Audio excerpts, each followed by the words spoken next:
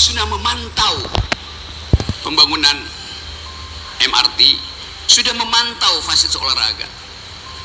Itu jadi berita utama. Orang hanya memantau, itu sama dengan turis, tapi jadi berita utama. Kita nggak lihat ada konsep baru pada beliau untuk mengatakan bahwa visi saya tentang Indonesia, tentang olahraga adalah ini, visi saya tentang transnasional adalah ini. Hanya memantau, artinya mengikuti pola bapaknya sebelumnya, mantau-mantau. Begitu ada sesuatu yang bagus diklaim, begitu buruk tidak diklaim.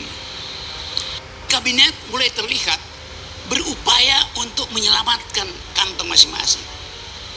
Ketua PAN kemarin, salah satu ketua PAN, siapa namanya, Menteri Desa Yandri, menulis surat pada kepala desa pakai kop surat Kementerian Pembangunan Desa. Bayangkan, untuk memobilisasi rakyat desa supaya pilih istrinya yang adalah calon bupati di situ.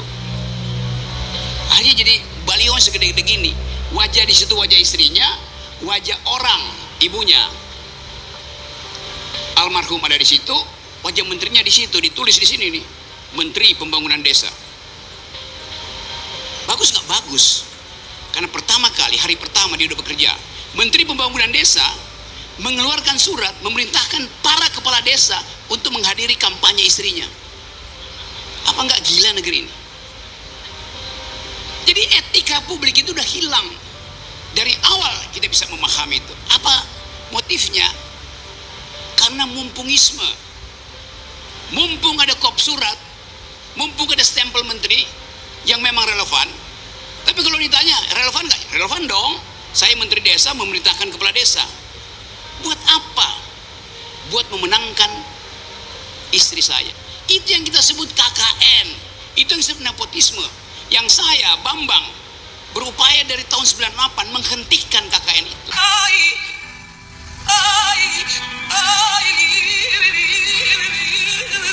Ada tulisan tapi samar-samar, saya coba tolong bacain. Bagi apa itu? Agak keras. Bagi mahasiswa dan mahasiswi dan tamu wajib menunjukkan STNK kendaraannya. Oh, Oke, bagaimana kalau saya rubah itu? Sudah. Bagi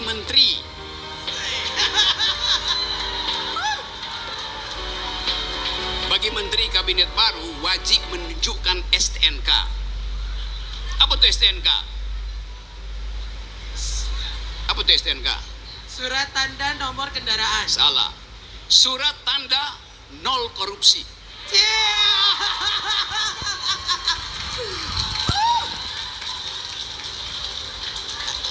Nampak mulai memanas nih ya. Kita berupaya untuk menghasilkan peradaban yang nol korupsi. Kita berupaya untuk menghasilkan dengan cara saksama dalam tempo singkat-singkatnya pikiran-pikiran yang bermutu. Karena itu, di sini ada potensi untuk keadilan dan kebenaran. Itu yang namanya potensi utama.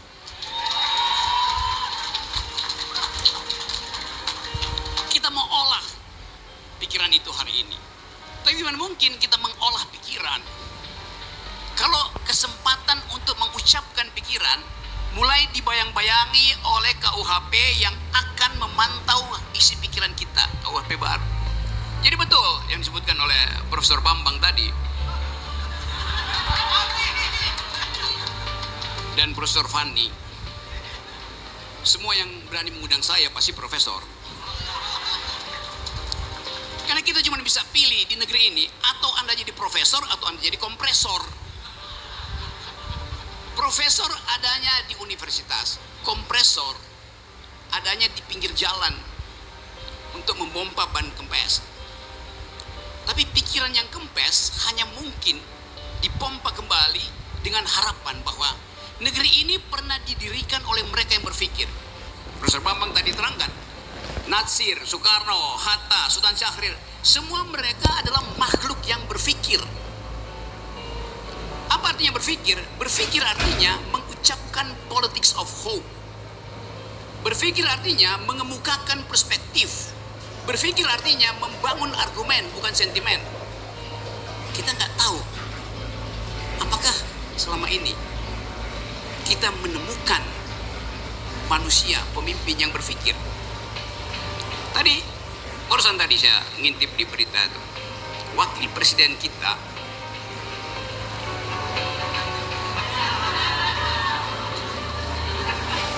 oke, saya ganti. Wakil presiden mereka, karena semua protes bilang maju gitu. Wakil presiden mereka di dalam 2 hari ini sudah dieluk-elukkan karena sudah memantau proyek-proyek strategis yang sedang dijalankan. Dia pergi lihat fasilitas olahraga di Senayan, dia puji-puji itu. Wah, ini bagus sekali nih. Karena nanti akan ada atlet-atlet di situ yang akan menyumbang medali emas, terutama panjat tebing. Yes. Bisa langsung, senang. Karena kemarin saya bawa pulang medali emas panjat tebing dari Olimpiade Paris. Tapi apa pentingnya menyebutkan panjat tebing yang memang ada medali emas? Sementara beliau tidak pernah panjat tebing, dia panjat kekuasaan.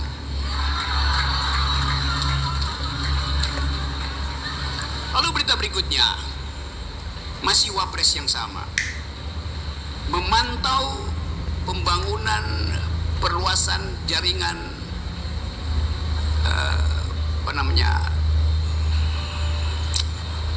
jalan kereta api di kota itu,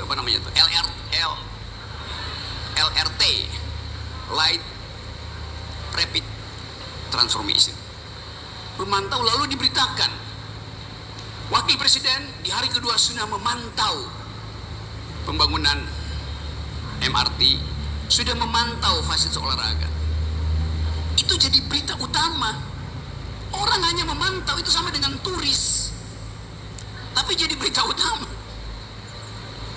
Kita nggak lihat ada konsep baru pada beliau untuk mengatakan bahwa visi saya tentang Indonesia, tentang olahraga adalah ini, visi saya tentang transnasional adalah ini. Hanya memantau, artinya mengikuti pola bapaknya sebelumnya, mantau-mantau. Begitu ada sesuatu yang bagus diklaim, begitu buruk tidak diklaim. Itu yang kita sebut kejujuran untuk menilai secara metodologis. Kalau kita dengar, pasti sebentar lagi akan ada ilustrasi tentang masa depan dari seseorang yang dicalon, yang sekarang faktual adalah wakil presiden. Akan ada Indonesia emas. Ya, isinya apa itu Indonesia emas? Akan ada keadilan, apa isi keadilan itu? Indonesia emas, keadilan di dalam perspektif ilmu pengetahuan harus dibuktikan versi siapa? Versi libertarian, versi liberal, versi sosialis, versi komunis. Kan itu yang namanya berpikir kritis. Jadi mahasiswa seringkali juga pakai jargon yang sama itu. Akan ada keadilan, akan ada bonus demografi. Apa tuh bonus demografi itu? Kalau tadi Indonesia IQ-nya 78,5, Vietnam 115, Singapura 105. Bagaimana berkompetisi di dalam keadaan kekurangan pengetahuan, kekurangan IQ? Jadi apa yang akan jadi parameter untuk mengatakan kita akan pergi pada Indonesia emas, kita akan pergi pada Indonesia yang adil? Jadi mahasiswa, kendati Anda mungkin malas demo, tapi jangan otakmu itu dihibernasi. Itu dasarnya. Kasih kritik. Kenapa itu terjadi? Banyak statistik yang berupaya untuk menipu kita tuh. Statistik terakhir misalnya, Gini rasio kita 31. Bagus. Kalau 100 itu artinya ketimpangan absolut. Kalau 0, ketimpangannya tidak ada, artinya ada keadilan di situ. Sering saya kasih ilustrasi bahwa cara menghitungnya itu yang mesti sudah persoalkan. Mereka belajar ekonomi, belajar komputer, Coba cari apa yang dimaksud dengan Gini rasio. Kalau di sini ada petugas statistik, dia tanya pada saya, Pak Rocky, pengeluaranmu berapa? Saya bilang pengeluaran saya Rp10.000 per hari. Dia catat. Pengeluaran Ibu Fani berapa? Ibu Fani bilang, ya 10.000 juga. Dia catat. Pak Bambang pengeluarannya 10.500. Sedikit di atas saya. Karena gajinya tetap, saya gajinya nggak jelas. Jadi kita bertiga di sini mengeluarkan 10.000. Lalu dia tanya pada seseorang yang dia temukan di Kuala Namu tuh, baru turun dari private jet. Bapak berapa pengeluarannya? 10.000. Dia tanya pada mahasiswa Universitas Potensi Utama, berapa pengeluaranmu? Pucok, Butet, 10.000 Pak. Dicatat per hari ini, pengeluaran dosen, pengeluaran mahasiswa, pengeluaran oligarki sama-sama 10.000. Headline-nya besok adalah tidak ada kesenjangan sosial di Medan ini. Benar tidak? Benar. Memang ada kesenjangan sosial. Gini rasionya 0. Tapi coba kita periksa perlahan-lahan. Masuk dalam detail. Kenapa saya mengeluarkan 10.000? Ya karena saya cukup makan. Tadi saya nyuri dari universitas sebelah itu jeruk. Berapa saya nyuri tadi, Irman? Saya nyuri 10 jeruk. Kalau saya beli jeruk, itu harganya 10.000 di Medan. Jakarta udah pasti 30.000. Ditanya sama statistik, kenapa Pak Rocky cuma bukan Pak Rocky, Bang Rocky kalau di sini ya, okay? Kenapa Bang Rocky cuma keluarin 10.000? Karena saya hanya perlu makan jeruk. Di dalam jeruk ada protein. Di dalam jeruk ada vitamin. Di dalam jeruk ada karbohidrat. Di dalam jeruk ada cairan. Cukup buat saya.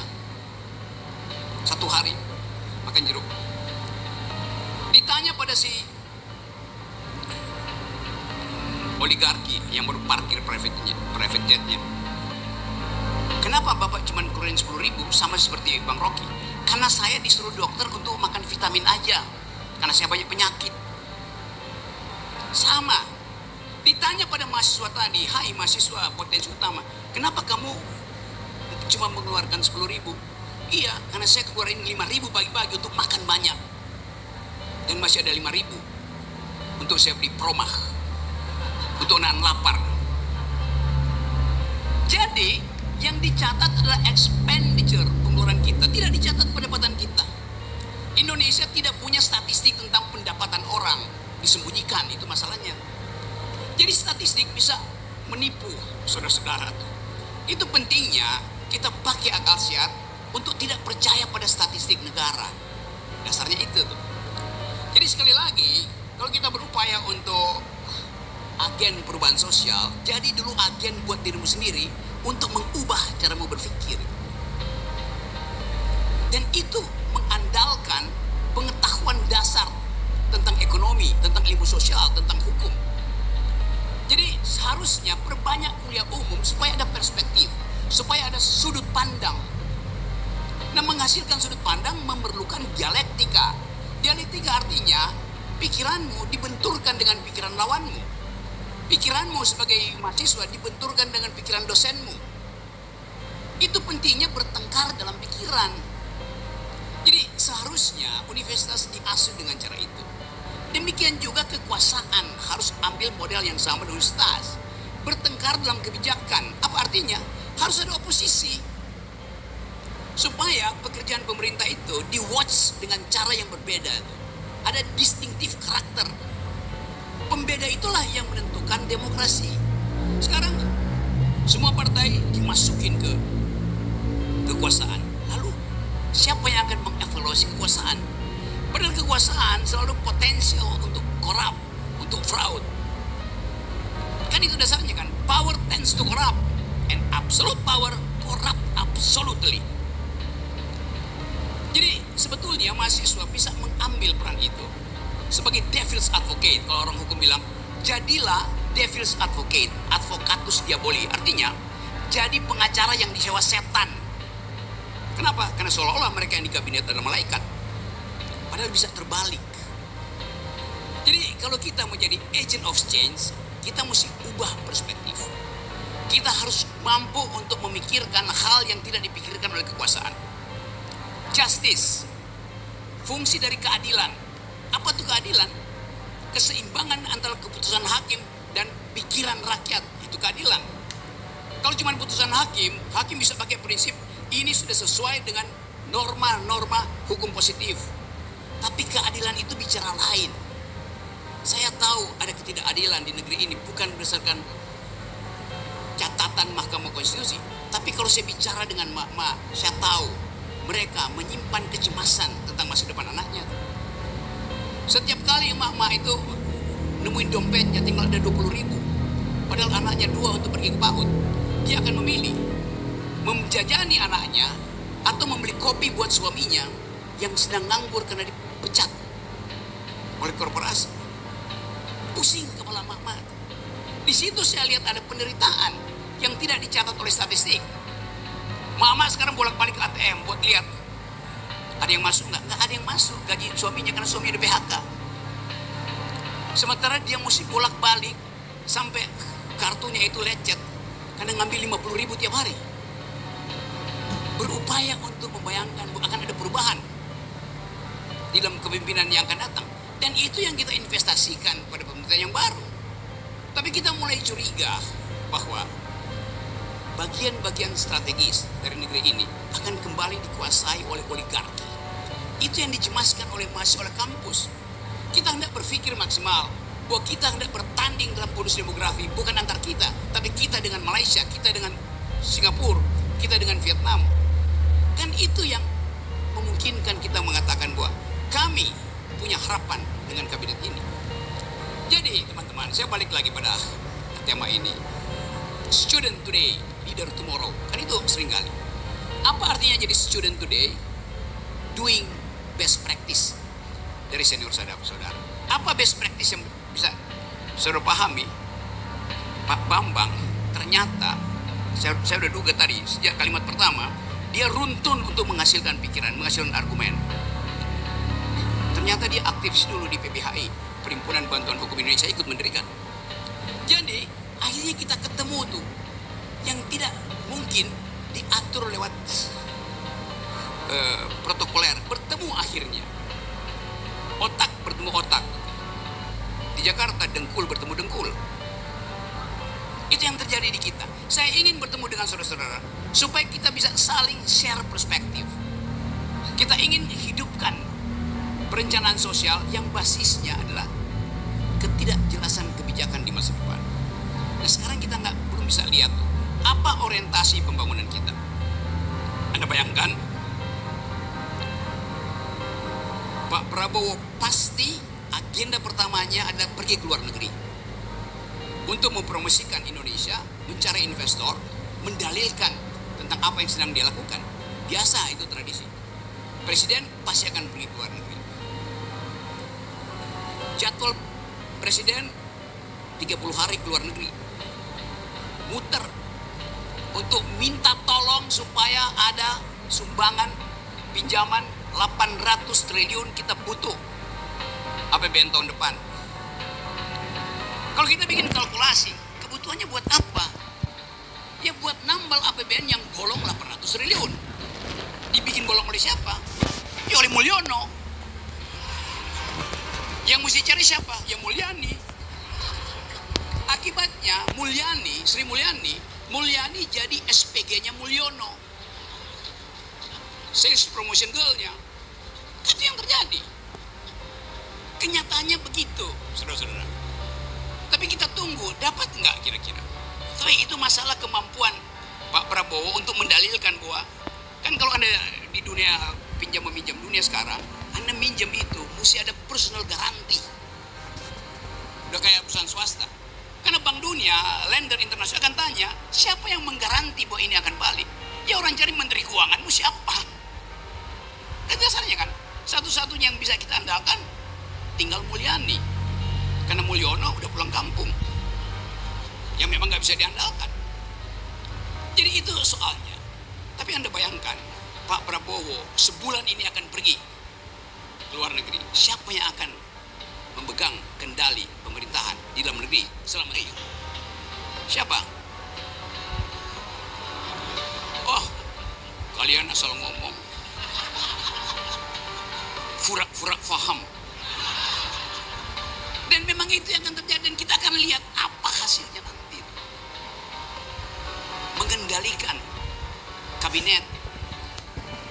Dan kabinet mulai terlihat berupaya untuk menyelamatkan kantong masing-masing. Ketua PAN kemarin, salah satu ketua PAN, siapa namanya? Menteri Desa. Yandri menulis surat pada kepala desa pakai kop surat Kementerian Pembangunan Desa. Bayangkan, untuk memobilisasi rakyat desa supaya pilih istrinya yang adalah calon bupati di situ. Akhirnya jadi baliho segede-gede gini. Wajah di situ wajah istrinya, wajah orang ibunya. Almarhum ada di situ, wajah menterinya di situ, ditulis di sini nih. Menteri Pembangunan Desa. Bagus nggak? Bagus. Karena pertama kali, hari pertama dia udah bekerja. Menteri Pembangunan Desa mengeluarkan surat memerintahkan para kepala desa untuk menghadiri kampanye istrinya. Apa nggak gila negeri ini? Jadi etika publik itu udah hilang. Dari awal kita bisa memahami itu. Apa motifnya? Karena mumpungisme. Mumpung ada kop surat, mumpung ada stempel menteri yang memang relevan. Tapi kalau ditanya, relevan nggak? Relevan dong. Saya menteri desa memerintahkan kepala desa. Buat apa? Buat memenangkan istri saya. Itu yang kita sebut KKN.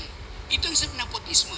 Yang saya, Bambang, berupaya dari tahun 98 menghentikan KKN itu.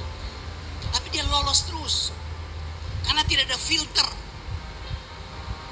Harusnya di dalam pemerintahan yang beretika, kalau di Jepang ketahuan semacam ini udah bushido dia, bunuh diri. Kalau di Korea sama, mengundurkan diri itu. Jadi Anda bayangkan ethics itu, public ethics itu defisit. Jadi sekali lagi teman-teman mahasiswa di sini, saya percaya bahwa potensi utama harus mampu untuk mengambil alih isu-isu yang tidak bisa diucapkan oleh para birokrat di Medan. Saya ada di sini untuk membantu teman-teman. Jadikan Medan ini sebagai pintu pertama dari aktivis mahasiswa yang mampu melakukan perubahan sosial. Itu dasarnya. Jadi teman-teman, percayalah bahwa percakapan ini percakapan akademis. Saya ingin melihat Medan jadi blok pengetahuan. Bukan blok Medan. Medan harus jadi blok pikiran. Kesempatan inilah yang disediakan oleh sejarah. Saya dipanggil oleh sejarah untuk muter-muter Indonesia. Dengan konsekuensi jadi pengangguran. Karena muter-muter terus. Tapi saya tahu bahwa saya menginvestasikan sesuatu supaya dia bisa diternakkan di dalam semua semangat akademis. Saya hanya mengedarkan perspektif, mengedarkan metodologi, mengkritisisme. Jadi percaya saja atau yakinkan kita bahwa negeri ini pernah dituntun oleh mereka yang berpikir. Founding parents kita ada mereka yang berpikir. Bahkan sebelum Indonesia merdeka, di 28 Oktober yang akan kita rayakan nanti, para pemuda sudah mengucapkan satu bangsa, satu tanah air, satu bahasa. Mereka tidak mengucapkan satu amplop.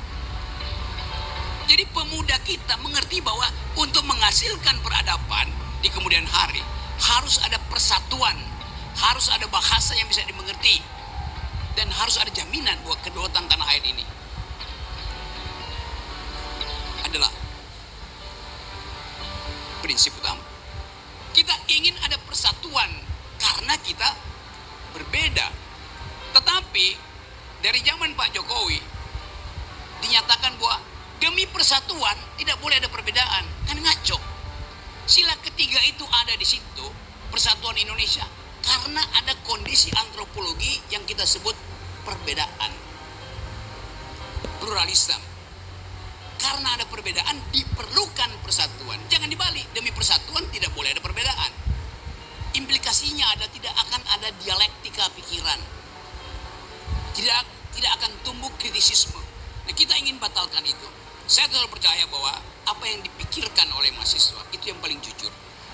Apa yang pernah diucapkan sebagai janji ketika Anda masuk universitas, yaitu hanya ingin menempuh pendidikan pengetahuan dengan dasar kebenaran dan keadilan, itu dipegang juga untuk aktivitas politik. Jadi teman-teman, di potensi utama, pastikan bahwa siang ini kita hidupkan kembali akal pikiran sebagai potensi untuk menghasilkan keutamaan negeri ini. Terima kasih.